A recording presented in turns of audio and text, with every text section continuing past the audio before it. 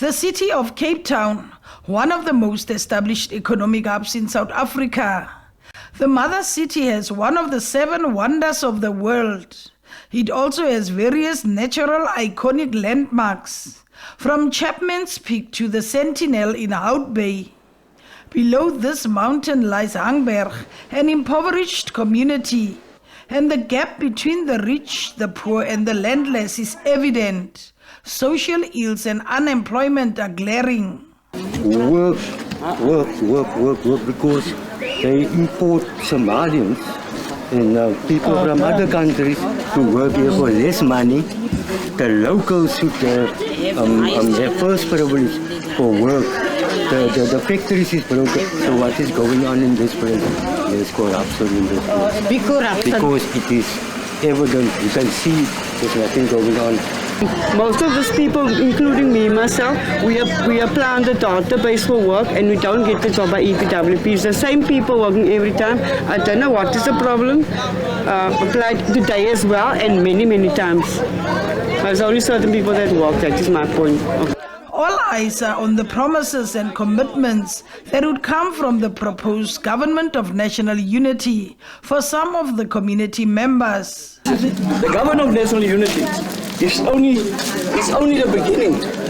We want to see in the next 2 months, after the president elected his cabinet, we will see if they really are serious about delivering service in this country and include everyone. Others do not have much hope in the promises made by any government. I voted once in my life. Once in my life. I'll be 49 this year. Once. That's why I'm not interested in our government. They can go to hell. Even here in the Western Cape? All over the whole South Africa. Yes, they make empty promises. They make empty promises. They can't even keep it. So why must I vote? The ANC, all of them are corrupt. They're just pretending. So, do you think this national government of unity, they won't make a difference? Hey, I don't think so. No, they're all corrupt here. If I say what changes I want, what is the DA going to do? They don't come out, they don't come see, they don't come have a look how people living conditions and all this. So we can't depend on the government. As you can see for yourself, people are starting to build houses on their own because government doesn't want to build houses for people. So what is it? So you think this national government of unity, do you think it's going to bring a change to the living conditions or not? Not at all, man. Not at all. That's one thing I can tell you and guarantee. Doesn't matter who runs the Western Cape. They just don't do service delivery, none of those type of things. We as the residents at the end of the day must sit with these problems and we have to deal with it. And when you go to them, they send you to this, and when you get there, they give you another story. So for whom must we trust at the end of the day? They say seeing is believing and hearing is no evidence. I want to see if they are going to do something good as we said, for the youngsters around here that is been looking for work. Are they going to look like after the elderly people like us?